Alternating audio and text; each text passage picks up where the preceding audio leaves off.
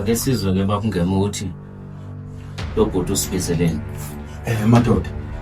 Kunentuthuko ezayo la emphakathini. Hawu.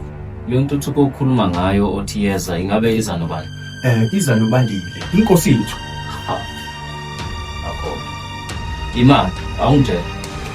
Le ntuthuko olokhu ukuthi yes iza nobandile. Bona labantu laba bazofuna ini kuthina? In ngoba phela angeke baze bangafuni ukuthi laba bantu bazodla umhlaba wethu. Umuntu ufanele aholele lo mkhathi yilo ohlala owazi zonke izinto zala. Hayi. Ubandile uyazi naye, uyazazi izinto. Lalelani yini into yazi ubandile. Lalelani madoda. Ubandile uyazazi izinto. Uhambile wafunda edolobheni wabuya. Usebuyile manje uphethe ulwazi olunzule ekuyilona elizokwenza ukuthi yonke into ihambe kahle. Uyahamba umhlaba.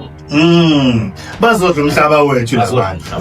Zona lezikole sizobe sibiza abantu amagama esingakwazi. Ayikho lo nto asikho isikole sizobiza igama lomuntu. Izikole zizokwakhiwa emphakathini nasendaweni kube right ukuthi ngiyabona ingqoqo njani bukani njani. Hayi. Yonke lento oyikhulumayo izikole zobe ibiza belungu nale migaqo okhuluma ngayo yobe ibiza amagama belungu. Lutho ayikho lo. Awungitshele nje una umpompi kwakho wamanzi. Owavula endlini unawo. Akusho lutho. Unalo itoilet eliflashwayo? Awunayo. Ubandile uzokwazi ukuthi enze alethe itoilet njalo ke nompompi. Hayi udla umhlaba wethu konke lokho. Lutho akhona umhlaba omncane ozodliwa. Ngiyatshela mina. Uzobona. Madlovu. Ngiyazi ukuthi ugesi uyawusaba. And futhi uhlezi ushuthi awufuni ngoba uzoxhopha inkomo zakho. Ubandile uzothuthukisa indawo la. Uzoba khona amathuba omsebenzi. Kuningi okuzokwenzeka infrastructure, inqwaba economy, inqwaba izinto kumanje umpompa unawo endlini ukuthi uvula amanzi nje usendlini uhlezi nje. Uvela uyivulela amanzi ayiphumela endlini. Madoda. Indaba ezithi. Lento yethu lento esikhuluma siyeke manje. Ngoba manje ngiyabona ukuthi asizwani. Madoda. Inkosi